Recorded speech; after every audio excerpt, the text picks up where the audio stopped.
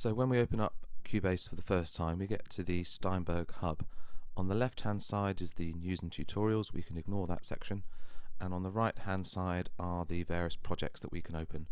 At the moment it's on more, and we can see a default and an empty. We might have others here, such as a KSW default or any other settings which we could open up a ready-made template. We could go to recent, which here lists the previous tracks that I've been working on. I'm going to put it back to more, or I could go to open other and select a file that I've already got open.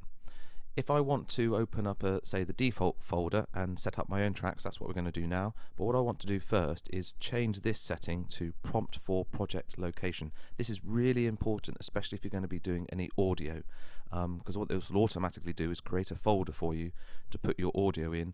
And I suggest, if you are using audio, that you save it in the student folder for easier access. So I'm going to click on that, and I'm going to click on the default and go continue.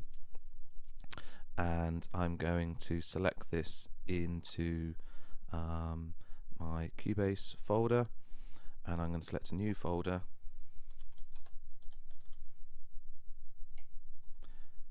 and that's already made for me. Now I get to the main screen.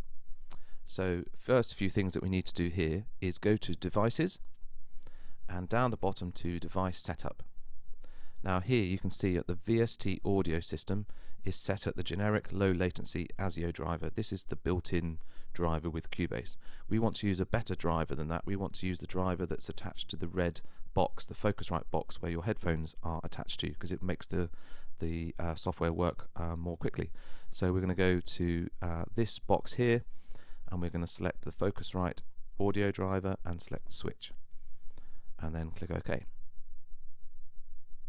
You'll also see up here we've got audio inputs which are not connected. We need to connect those up, so we're going to double click on that, and then in each of these ports we're going to go input 1 and input 2. The outputs are also connected, so that's fine, and then we're going to close that particular screen.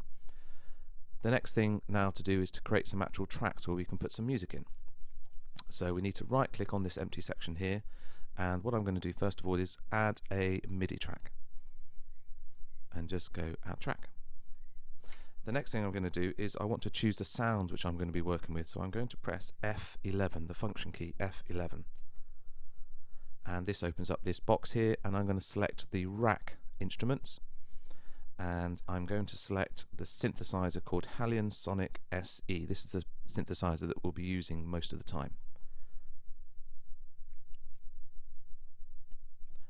Because I don't want to create my own track here, I'm going to click cancel, and that opens up the Halion screen. I'm going to close that because we don't need to use that right now. Here, this is the output, this is the sounds that are being chosen, so I need to select the Halion sounds. There we go, and I've only got one track here, so I want more tracks, and this time I'm going to go add MIDI track. I'm going to add however many tracks I want, add 10 tracks, and what that will do is you can see that automatically all of those sounds are selected for the Halion sounds.